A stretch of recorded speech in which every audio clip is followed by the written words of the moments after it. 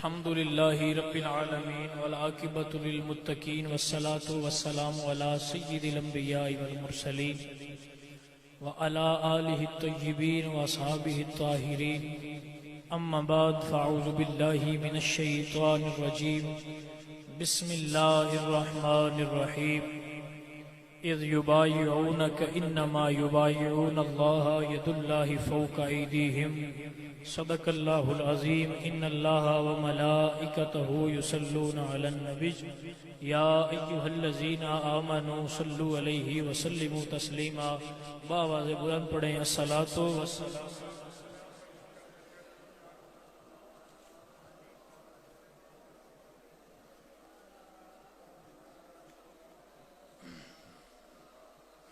اللہ جل جلالہ کی حمد و ثنا اور حضور کی بارگاہ میں درود کا ہدیہ نذرانہ عقیدت و محبت پیش کرنے کے بعد احباب جانتے ہیں کہ آج ہماری تصوف پر نشست جیسے کہ ترتیب کے ساتھ چلتی آ رہی ہے، تو اسی کو جاری رکھتے ہوئے ہم ٹولز کو سیکھ رہے ہیں، یعنی اوزار سیکھ رہے ہیں جن سے ہم نے اللہ کا عرفان حاصل کرنا ہے۔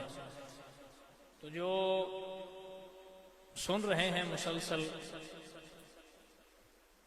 وہ جانتے ہیں، جو نہیں سن رہے تھے وہ جان لیں کہ ہم نے بتایا تھا کہ کسی بھی چیز کو حاصل کرنے کے لیے اس کے لوازمات کو پورا کرنا ضروری ہوتا ہے۔ ٹھیک ہے، کوئی چیز بھی ہے، مشینری ٹھیک کرنے والا اگر جو اس کا مستری ہے، اس کا مکینک ہے، تو وہ اوزار پورے نہ ہوں گے تو وہ ٹھیک نہیں کر سکتا۔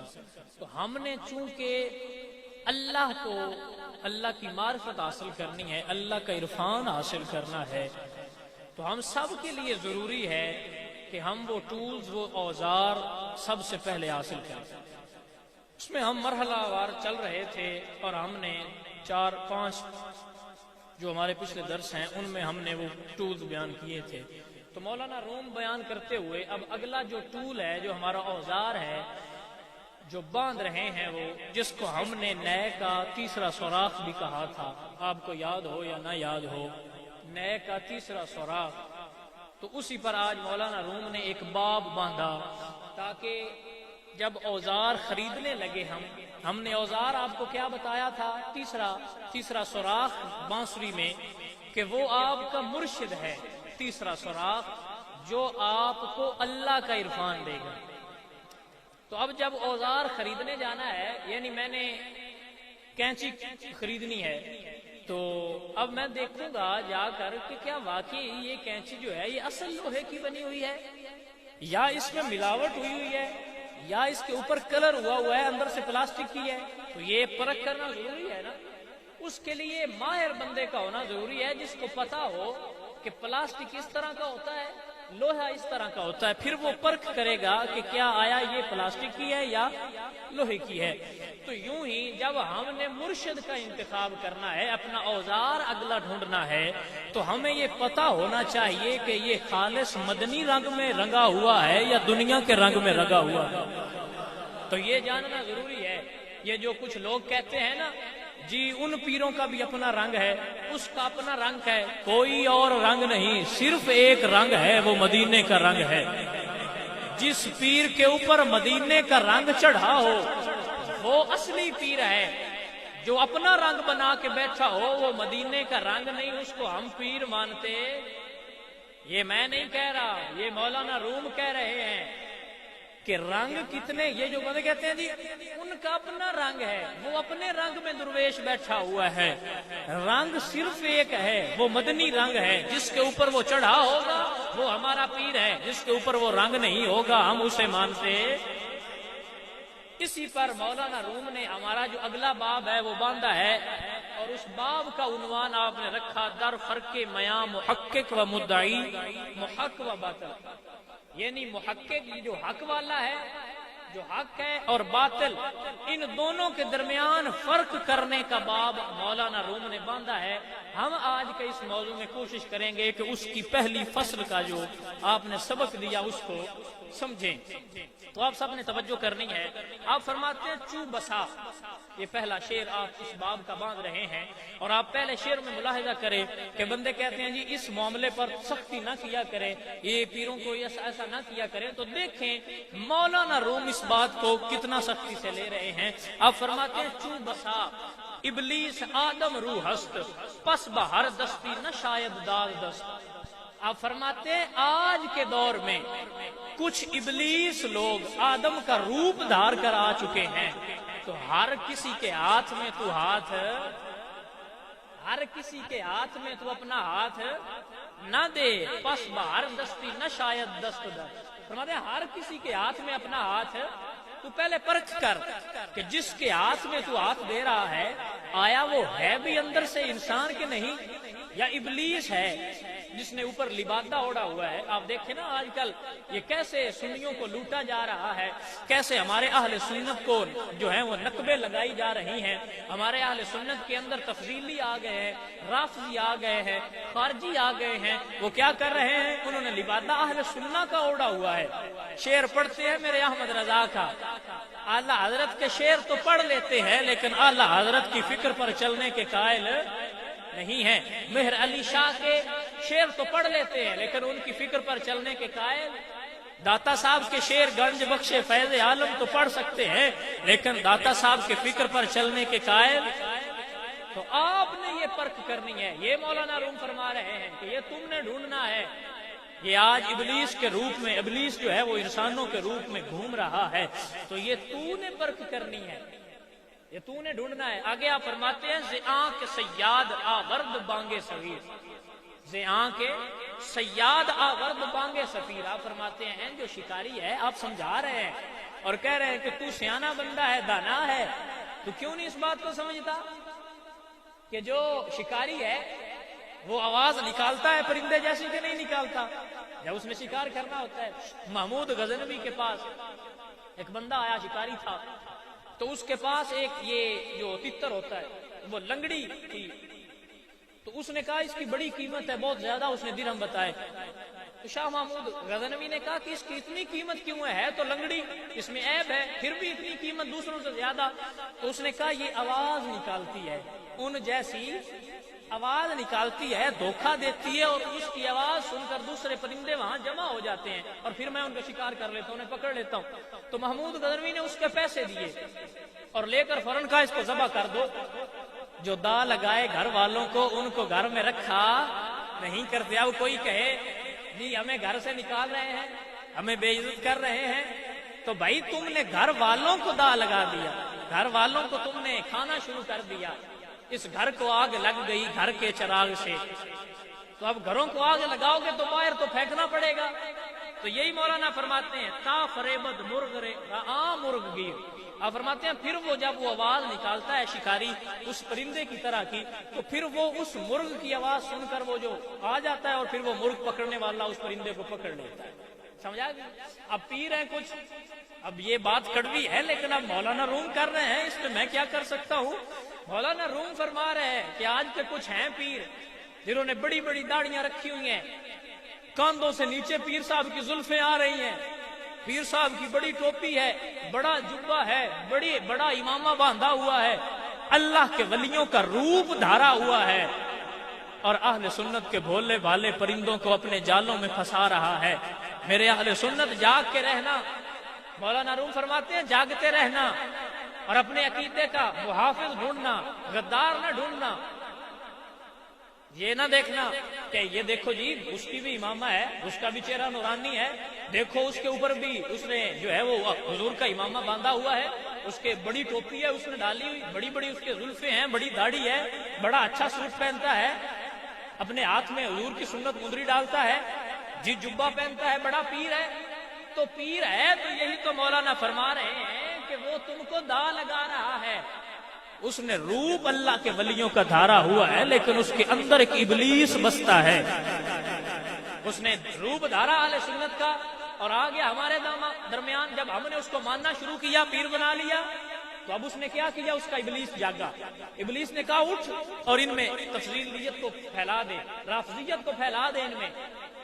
تو اس کا ابلیس جاگ گیا۔ تو یہ ہم لوگوں نے پرکھ کرنا ہے، یہ ہم نے آبزرو کرنا ہے۔ جب ہم نے مرشد کو پکڑنا ہے، کوئی کسی کی بیعت کرنی ہے، تو سب سے پہلے آپ بیعت کو یوں نہ سمجھا کریں، بیعت جو ہے اصل میں بیع سے نکلا ہے، یعنی کسی چیز کی خرید فروخت کرنا، خرید و فروخت کرنا، بیچ دینا، مرشد کے ہاتھ میں اپنا آپ سارا کچھ بیچ دینا، یہ بیعت ہے۔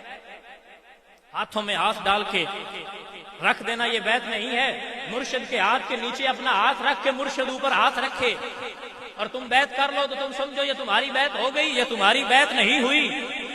بیعت تمہاری تب ہوگی جب مرشد کے حکم کے نیچے تمہارا حکم ہو۔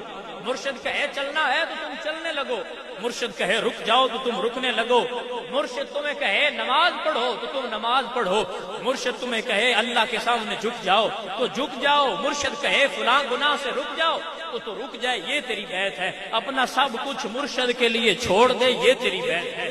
یہ تیری بیعت نہیں ہے کہ میرا مرشد یہ کام کیا، یہ مجھے اچھا لگا ہے تو میں کر لیتا ہوں، نہیں لگا تو میں نہیں کرتا۔ نہیں، جب بیعت کر لی تب جو مرشد کہہ رہا ہے اس پر لگ، لیکن اس سے پہلے پرکھ کر کے جس کو تو اپنا سب کچھ بیچنے جا رہا ہے تو وہ مدینے کے گلی کا تاجر یا کسی اور بازار سے جڑا ہوا ہے، کہیں فرنگیوں کے بازار کا تاجر تو نہیں ہے، کہیں ریالوں کے بازار کا تاجر تو نہیں ہے، کہیں ڈالر لینے والا تاجر تو نہیں ہے۔ دیکھ، جس کو تو اپنا سب کچھ بیچنے والا ہے وہ تاجر مدینے کا ہونا چاہیے، وہ تجھے مدینے پہنچا دے۔ یہی فرماتے ہیں بشنود عام مرغ بانگے جنس خیش۔ مولانا فرماتے ہیں کہ بشنود کے وہ سنتا ہے، وہ جو مرغ ہے، بشنود عام مرغ بانگے جن سے خیش، از ہوا آید بب آید دام و نیش۔ آپ فرماتے ہیں وہ جب پھر اپنے جیسے کی آواز سنتا ہے، جب وہ پھر میاں محمد بخش کے شعر سنتا ہے تو وہ کہتا ہے یار پیر تو پھر اچھا ہے، دیکھو شعر پڑھ رہا ہے، تو پھر وہ پھنس جاتا ہے جال میں۔ تو یہ تم کو ہوشیار کر رہے ہیں کہ ان جیسوں کے سامنے پھنسنا نہیں ہے۔ جو مدینے کا رنگ دھار لے، جو مدینے کا رنگ، وہ جو کچھ لوگ ہوتے ہیں وہ کہتے ہیں ہم پہ مدینے کا رنگ چڑھا ہوا ہے، لیکن تم نے دیکھنا ہے کیا واقعی چڑھا ہوا ہے؟ حرف درویشاں بے درد مرد دوں۔ آپ فرماتے ہیں یہ جو لوگ ہیں یہ درویشوں کے شعروں کو چوری کر لیتے ہیں، درویشوں کے الفاظوں کو چوری کر لیتے ہیں اور پھر خود بیان کرتے ہیں۔ پہلے کیا کرتے ہیں؟ یعنی اب کوئی بندہ آیا، اس نے حضور سلطان باہو کا شعر پڑھا، ہم نے کہا جی بڑا پیر ہے جی، کیا بات ہے، اس کا بڑا مولوی ہے۔ تو اب سلطان باہو کے جو عقائد ہیں ان پر عمل نہیں کرتا تو پھر وہ چوری کر رہا ہے کہ نہیں کر رہا؟ چوری کر رہا ہے۔ اگر کوئی بندہ خواجہ معین الدین چشتی اجمیری کے شعر پڑھتا ہے، ان کے واقعات کو بیان کرتا ہے اور ان کے عقائد پر عمل نہیں کرتا تو وہ بندہ چوری کر رہا ہے۔ اگر کوئی بندہ داتا صاحب کے واقعات بیان کرتا ہے، ان کے اشعار پڑھتا ہے اور ان کے عقائد پر عمل نہیں کرتا تو وہ چوری کر رہا ہے۔ تو یہی آپ بات فرماتے ہیں حرف درویشاں بے درد مرد دوں تاب خاند بر سلیم ز آنفسوں۔ آپ فرماتے ہیں وہ اس لیے ان کو حرفوں کو چوری کرتا ہے تاکہ تجھ جیسے جو بھولے ہیں ان کو سنا کر اپنے جال میں پھنسا لے، تو تم نے پھنسنا۔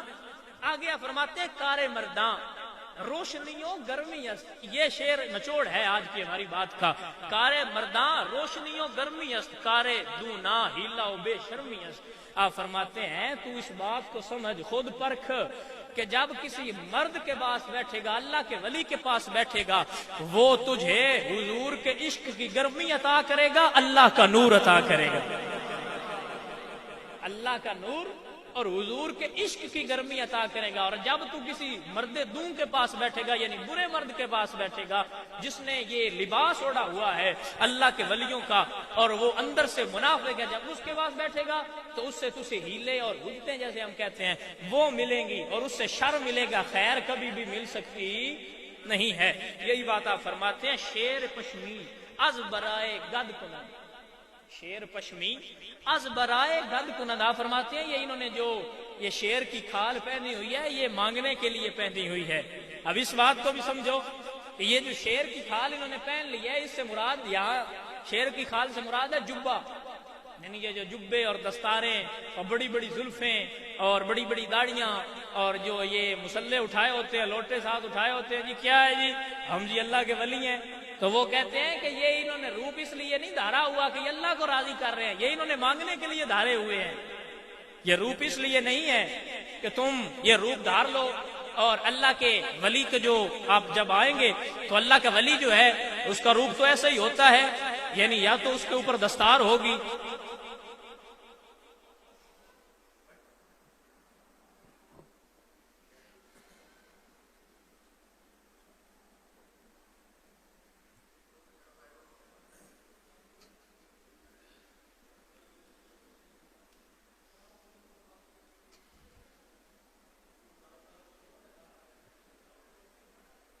بیٹھ جائیے۔ تو مولانا روم فرماتے ہیں شیر پشمی از برائے گد کند بو مسلم را لقب احمد کند۔ تو وہ کہتے ہیں کہ آج کل کے یہ جو ہم جن کے ہاتھ پر بیعت کرنے ہیں آپ نے، تو سب سے پہلے یہ پرکھیں کہ یہ جو اس نے جبہ پہنا ہوا ہے شیر جیسی کھال، تو کیا اس جبے میں واقعی کوئی اللہ کا ولی بیٹھا ہوا ہے یا نہیں بیٹھا ہوا؟ یہ بات دیکھ لینا، کیونکہ یہ انہوں نے جبے اس لیے نہیں پہنے، یہ داڑیاں اس لیے نہیں رکھی کہ اللہ کو راضی کریں، یہ انہوں نے تم کو لوٹنے کے لیے پہنی ہوئی ہیں، ان سے بچنا۔ کیونکہ آپ فرماتے ہیں بو مسلم را لقب احمد کند، کہ جو مسلمہ کذاب تھا اس کا لقب بھی احمد تھا، اس کے جو پیروکار تھے انہوں نے اس کا لقب احمد رکھا ہوا تھا، تو حضور کا لقب بھی احمد تھا۔ تو اب یہ تو نہیں کہ وہ سچا ہو گیا۔ آگے آپ فرماتے ہیں بو مسلم را لقب کذاب ماند مر محمد را اولو الالباب۔ آپ فرماتے ہیں کہ اس مسلم نے جب یہ احمد کا لقب کہا تو اللہ نے اس کو کذاب کہا، لیکن جب حضور کا نام محمد اور احمد آئے تو اللہ کہتا ہے اولو الالباب، یعنی یہ زیادہ عقل والے ہیں۔ تو دونوں میں فرق ہے، تو یہ تم نے پرکھ کرنی ہے کہ جس کے ہاتھ میں تم بیعت کر رہے ہو، جس کو تم اپنا سب کچھ سونپ رہے ہو، جس کو مرشد مان رہے ہو، تو مولانا روم فرماتے ہیں کہ یہ تمہارے اوپر فرض ہے کہ تم اس کی پرکھ کرو کہ آیا وہ شیر کے لباس میں یا اللہ کے ولیوں کے روپ میں واقعی اللہ کا ولی ہے، اللہ کا درویش ہے۔ اور اس کی انہوں نے جو اوپر ہم نے پڑھا نشانی بتائی کہ پاک لوگوں کی کارے مرداں روشنی و گرمی است، کہ پاک لوگ جو ہیں جو اللہ کے مرد ہیں ان کا یہ وصف ہے کہ جب تم ان کے پاس بیٹھو گے تو تمہارے دل میں اللہ کا نور دیں گے، تمہارے دل میں گرمی عشق مصطفیٰ دیں گے۔ اور پلیت لوگوں کے پاس بیٹھو گے، دغا بازوں کے پاس بیٹھو گے تو وہ تمہارے اس دل کو پاک نہیں کریں گے اور زنگ آلود کر کے شر والا دل بنا دیں گے۔ سمجھ آ گئی؟ تو یہی آپ فرماتے ہیں آ شراب حق ختامش مشک ناب۔ آپ فرماتے ہیں وہ جو حق کی خاتم ہے، وہ جو مہر ہے حق کی، وہ بو والی مہر نہیں ہوتی کہ تم ان کے پاس بیٹھو اور تمہارے دل کو تسلی نہ ملے۔ اللہ والوں کے ایسی مہر ہوتی ہے کہ جب تم ان سے ملتے ہو، تمہارے جتنے دکھ ہوتے ہیں، جب تم کسی اللہ والے سے ملتے ہو، وہ تمہارے ساتھ دو باتیں کرتا ہے، اس کی صحبت میں بیٹھتے ہو تو تمہیں اللہ کے نور کی خوشبوئیں آئیں گی، نہ کہ شیطان جیسے ذلیل کی بوئیں آئیں گی۔ آپ فرماتے ہیں بادہ راقت مشبو گند و عذاب، کہ یہ جو برے ہیں جب ان کے پاس بیٹھو گے پھر تمہارے جسم کو خوشبو نہیں ملے گی، بلکہ پھر تمہارا قلب اور بدبو والا ہو جائے گا، لہذا ان سے بچیں۔ یہی ہمارا آج کا باب تھا جو ہم نے ایک فصل آج پڑھی، تو اس کا ہم نے سیکھا یہ کہ کسی بھی اللہ کے والے، کیونکہ آپ نے جو ہم نے پہلا شعر تھا یہ آپ نے ہمیشہ اپنے ذہن میں رکھنا ہے، چوں بسا ابلیس آدم روح، کہ بہت سادے جو ابلیس ہیں وہ آدم کے روپ میں، اللہ والوں کے روپ میں پھر رہے ہیں، ان سے بچنا۔ اور اس کا ہمارے اہل سنہ کے علماء نے جو معیار رکھا وہ یہ ہے کہ جو بھی پیر ہو جب وہ احمد رضا کے عقائد کو ماننے والا ہو، اعلیٰ حضرت اور مجدد الفسانی آپ کے عقائد پر چلنے والا ہو، تو تم سمجھ لینا کہ یہ اللہ کا نیک بندہ ہے، اس کے اندر ابلیس نہیں بستا۔ اور جو ان کو نہ مانتا ہو تو وہ سمجھ لینا کہ وہ ابلیس کے روپ میں کوئی اللہ کا ولی گھوم رہا ہے، جو اہل سنت کو اندر سے کھا رہے ہیں۔ تو ایسے پیروں سے ہمارا کوئی تعلق نہیں، یہ مولانا روم فرماتے ہیں، کیونکہ وہ ابلیس کے روپ میں ہیں اور ہیں ابلیس اندر سے، اور اہل سنت اور ہمارے مسلک کو وہ کھا رہے ہیں۔ تو ہمارا فرض بنتا ہے کہ جب ہم کسی کی بیعت کریں، جب اپنا مرشد چننے لگے، اور ہمارا وہ جو نئے کا جو وہ بانسری کا ہم نے تیسرا سوراخ بنایا تھا، گنا تھا، اس کو ہم جب بنانے لگیں تو کسی ماہر سے بنوائیں، تاکہ وہ ہمارے اس نئے کے سوراخ سے اس میں جب دھن نکلے تو ہمیں اللہ کا عرفان حاصل ہو جائے۔ دعا ہے اللہ تعالی ہمیں اولیاء اللہ کے سیدھے راستے پر چلنے کی توفیق عطا فرمائے۔ وآخر دعوانا الحمدللہ رب العالمین۔